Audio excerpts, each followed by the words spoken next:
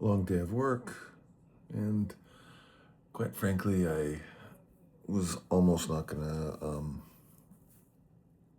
record, but I got to do it. So you might just be staring at my face for a few minutes. But yeah, I worked on a bunch of stuff for the show, and I'm actually really excited about the thing that I'm starting tomorrow. The piece that I'm starting tomorrow. It's like an interstitial. You can look up that word, interstitial. It's kind of like an in between of the show. It's like a commercial. So it has something to do with the Super Bowl for this show, which basically is like it's the show before the Super Bowl. So, I mean, things are going to be like the Super Bowl. So, can't tell you anything more, but I think it's going to be a really good piece, and I hope I do a good job. Even somebody at my level, which I mean, I'm not going to say I'm a terrible editor because I feel like I'm a great editor. I'm one of the best editors that I know. I think it's going to be a great piece, and so even at my level, which I have many friends that are at my level, I think we all have our doubts about our abilities, I suppose. Like, oh man, I hope it works out. I hope it's going to be good. And then you get in the edit bay and you start doing things, and you go down a path, and you're like, this isn't working. What the heck is happening? Kind of like life. Kind of like life. You start going down a path, and you're like, man, this is cool. This is great. And then you realize you've gone too far down that path, and you're like, ugh, what am I going to do? I need to go down a different path now, or I need to backtrack a little bit. And then, oh, I should have taken the left instead of the right, or the right instead of the left, whatever. So that's kind of how it is in editing. The good news is this is going to be a scripted piece, yet it will require a lot of my attention and talent. And it just so happens that I was the guy working on the day, and otherwise it wouldn't be my piece. So yeah,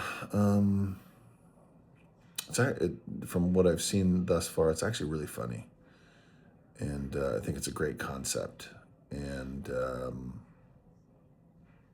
there've been a couple pieces that for some reason Amazon didn't like, or didn't think it was funny, or I don't know. I mean, that I wasn't involved in. Actually, one of the pieces that I was involved in kept getting pushed and pushed and pushed and delayed, and then finally it came out. So yeah, but it's fascinating how life, you can go down a road, and then life imitates art, right? Art imitates life. Yeah, both, right? Both are easy. So yeah, I'll be heading back tomorrow, and not terribly happy about that, but it has to be what it is. And let's see, I didn't get really. I'm doing I got a thing. I don't have it with me, but maybe. Oh, you know what? I'll probably do that tomorrow from the airport. I got a little bag tag from Southwest for being on the very first, or for taking a flight on the first day they changed to assigned seats.